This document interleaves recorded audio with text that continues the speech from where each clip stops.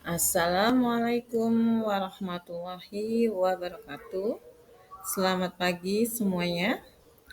Gimana kabarnya? Alhamdulillah sehat semua ya. Kali ini Ibu akan menjelaskan materi tentang menghindari perkelahian pelajar, minuman keras, dan narkoba.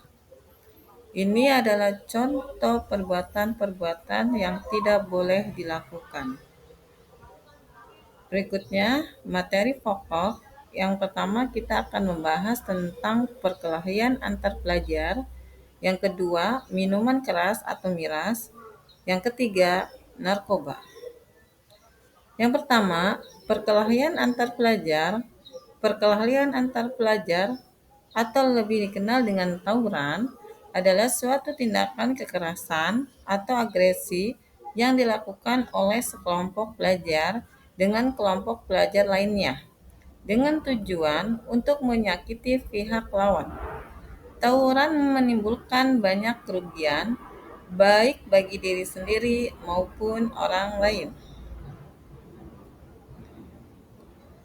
Kerugian yang ditimbulkan ada dua, bagi pelaku atau korban dan juga bagi sekolah.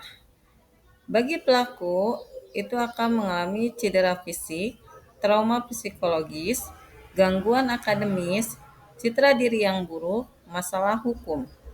Yang berikutnya, bagi sekolah, citra buruk sekolah, menurunnya prestasi akademis dan kedisiplinan, pengurangnya jumlah siswa.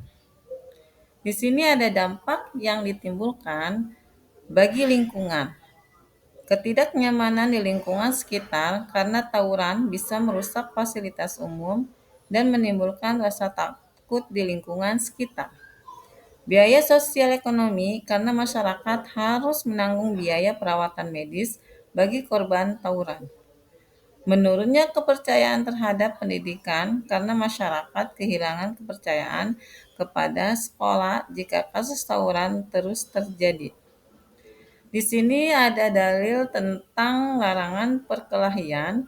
Quran Surat Asy-Syura ayat 40. A'udzubillahi minasyaitonirrajim. Bismillahirrahmanirrahim. Wa jaza'u sayyi'atin misluha. Waman afa wa aslaha fa ajruhu 'ala Allah. Innahu la yuhibbuz zalimin. Yang artinya, balasan suatu keburukan adalah keburukan yang setimpal. Akan tetapi, siapa yang memaafkan dan berbuat baik kepada orang yang berbuat jahat, maka pahalanya dari Allah. Sesungguhnya dia tidak menyukai orang-orang zalim. Penjelasan dari dalil tentang larangan perkelahian itu adalah ayat ini menjelaskan bahwa setiap perbuatan buruk akan mendapatkan balasan yang setimpal.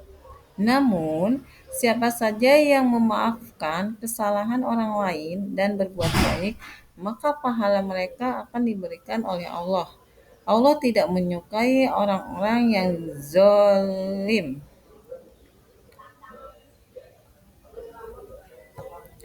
Di sini ada faktor penyebab. Yang pertama, krisis identitas masa remaja. Yang kedua, kontrol diri yang lemah. Yang ketiga, tidak mampu menyesuaikan diri. Yang keempat, pengaruh media. Yang kelima, kurangnya pengawasan orang tua. Yang terakhir, tekanan teman sebaya. Di sini ada ikhtiar upaya pencegahan. Meningkatkan kesadaran, mengajarkan keterampilan manajemen emosi, peran orang tua, perkuat pengawasan dan penegakan hukum. Yang kedua, tentang minuman keras atau khamar, merupakan jenis minuman yang dapat memabukkan dan menghilangkan kesadaran seseorang. Bagaimana sih cara menghindari khamar itu? Yang pertama, kita harus mendekatkan diri kepada Allah SWT dan selalu ingat akan tujuan hidup. Yang kedua, pandai-pandai dalam bergaul. Maka kita bergaulah dengan orang-orang yang baik. orang-orang yang soleh. Yang ketiga, tidak coba-coba memakai atau meminum khamar. Artinya kita jangan penasaran dengan minum minuman keras. Yang keempat, dapat membedakan mana yang dilakukan dan mana yang tidak dilakukan. Yang ketiga, tentang narkoba. Apa itu narkoba? Narkoba adalah singkatan dari narkotika, psikotropika, dan zat adiktif lainnya yang bisa menimbulkan ketergantungan dan kerusakan tubuh. Di sini ada jenis-jenis narkoba. Narkotika diantaranya ada ganja, heroin, morfin.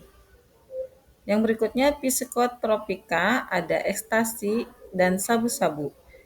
Terus yang berikutnya zat adiktif ada lem aibon, korek api, obat batuk disalahgunakan.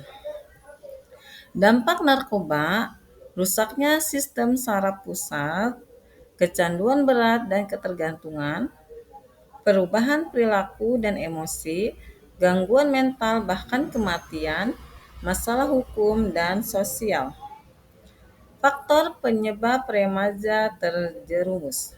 Kurangnya pengawasan dari keluarga, lingkungan yang buruk, rasa ingin tahu yang tinggi tapi tidak diarahkan, tekanan teman sebaya, tidak punya aktivitas positif.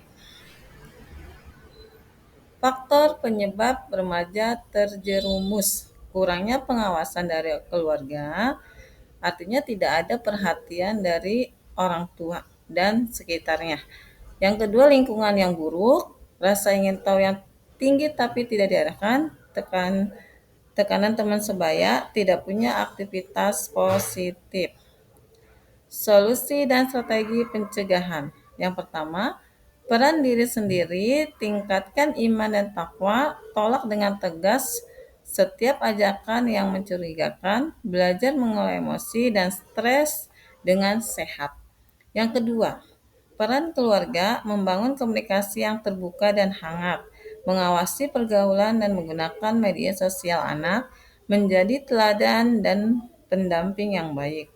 Yang ketiga, peran sekolah memberikan pendidikan karakter dan penyuluhan bahaya narkoba, mengadakan kegiatan ekstrakurikuler yang positif, membina siswa dalam lingkungan yang aman dan suportif.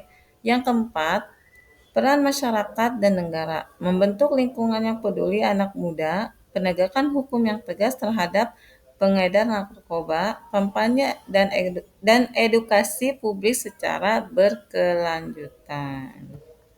Nah, ini kesimpulan dari semua materi, yaitu pelajar harus menjadi generasi yang cerdas, beriman, dan berakhlak mulia. Hindari pergaulan bebas, minuman keras, dan narkoba dengan meningkatkan keimanan, memilih lingkungan yang baik, dan menjaga diri dengan ilmu dan akhlak. Masa depan cerah ada di tangan mereka yang berani menolak hal-hal negatif. Sekian, terima kasih. Wassalamualaikum warahmatullahi wabarakatuh.